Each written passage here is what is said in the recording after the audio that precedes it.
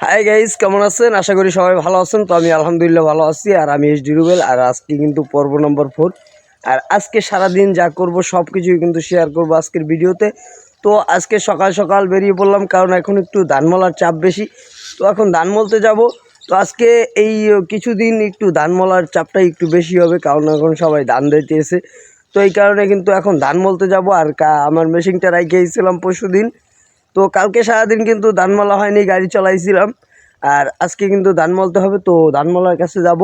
তো মেশিনটা নিয়ে আগে কিছু ধান মলে আসি। আর এই ভিতরে মেশিনটা রেখে গেছিলাম।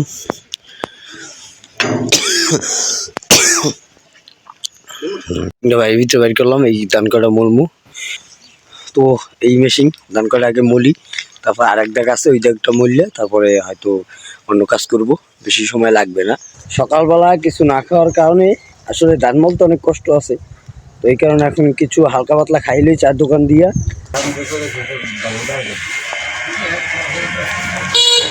তো হালকা পাতলা একটু চা খাইয়ে লইলাম চার দোকান দিয়ে। আর এখন আরেকটা মলন আছে ধান, মানে এটা একটু বড় মোটামুটি। তো এই বড় মলনটা এখন দেবো যাইয়া। আগে বড় মলনটা দেই, তারপরে আরো অনেক প্যারা আছে। তো আগে যাই।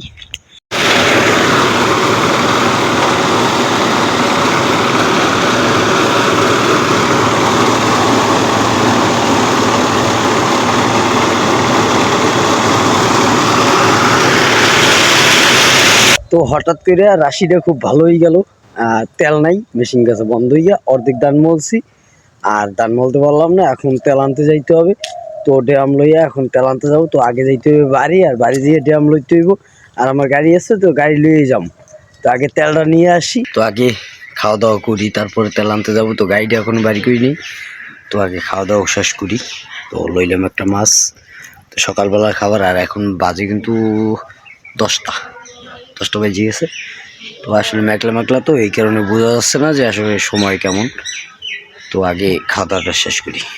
তো আজকে সকাল হইতে গাড়িটা বাইর করি নি।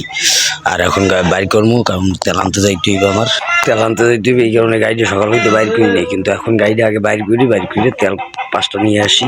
আর ড্রাম আছে এই সব ড্রাম।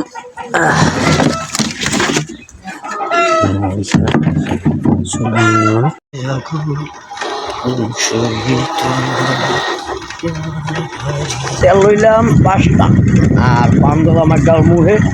আর দিলাম গাড়ি টান। আর এটা তুমি এটা দিয়ে ধান কাটা বললে রিল্যাক্স আজকের জন্য। ওই কপাল খারাপ হইলে যাওয়াই, তেল শেষ হয়ে গেলে ধান কাটা মরলাম। তেল ওই আনলাম, তেল আনার পরে এখন ধান কাটা মরলে পুজো করে আইসি।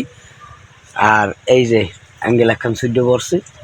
আর এই অ্যাঙ্গেল কোন সাইডে পড়ছে সেইটাই খুঁজে পাইতে আসি না, দেখি কোন জায়গায় পড়ছে। আর আজকের জন্য ধানমলা শেষ বলতে গেলে। এখন এখানে থাকবে। আর বিকেলবেলা মেশিনটা আসলে ব্রিজ, একটা উঁচু ব্রিজ।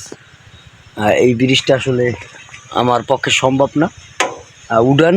তো বিকেলে লোক পাইলে ব্রিজটা উড়িয়ে ওই করে বাড়ির ভিতরে কিছু ধান আছে, হয়তো বিকেলে মলতে পারি, আর নাও মলতে পারি, হয়তো কালকেও মলতে পারি।